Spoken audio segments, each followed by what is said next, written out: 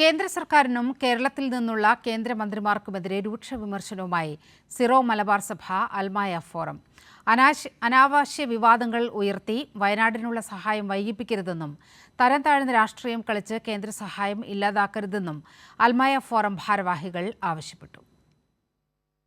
വയനാട് ജനതയുടെ അതിജീവനത്തിനായി സംസ്ഥാന സർക്കാർ നടത്തുന്ന ശ്രമങ്ങൾക്ക് തുരങ്കം വയ്ക്കാൻ രാഷ്ട്രീയ ലക്ഷ്യത്തോടെ ഒരു വിഭാഗം ശ്രമം നടത്തുന്ന സാഹചര്യത്തിലാണ് സർക്കാരിന് പിന്തുണയുമായി സീറോ മലബാർ സഭ അൽമായ ഫോറം രംഗത്ത് വന്നത്.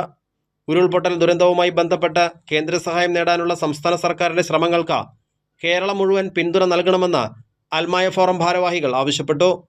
സങ്കുചിത രാഷ്ട്രീയ മുതലെടുപ്പിനുള്ള അവസരമായി വയനാട് ദുരന്തത്തെ ഉപയോഗിക്കാനുള്ള ശ്രമങ്ങളെ പൊതുജനങ്ങൾ തിരിച്ചറിയണമെന്നും Almaya forum general secretary Tony Chittilappally മുന്നറിയിപ്പ് നൽകി. കേരളത്തിൽ നിന്നുള്ള 2 കേന്ദ്രമന്ത്രിമാർക്ക് ഇതിന് വളരെയധികം ഉത്തരവാദിത്തമുണ്ട്.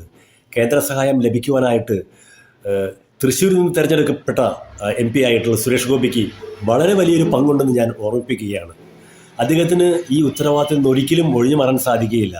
മാത്രമല്ല, കേന്ദ്രമന്ത്രി ജോർജ് കുര്യനും ഇക്കാര്യത്തിൽ നിതാന്ത പരിശ്രമം ചെയ്യുന്നുണ്ട് എന്നാണ് ഞാൻ മനസ്സിലാക്കുന്നത്. നമുക്ക് കേരള സർക്കാരിനൊപ്പം ചേർന്നുകൊണ്ട് വയനാടിനെ പുനരുദ്ധരിക്കാനുള്ള ശ്രമങ്ങളിൽ സജീവമായിട്ട് പങ്കാളികളാകാം. അതിൽ രാഷ്ട്രീയം ഒരിക്കലും കാണരുത്.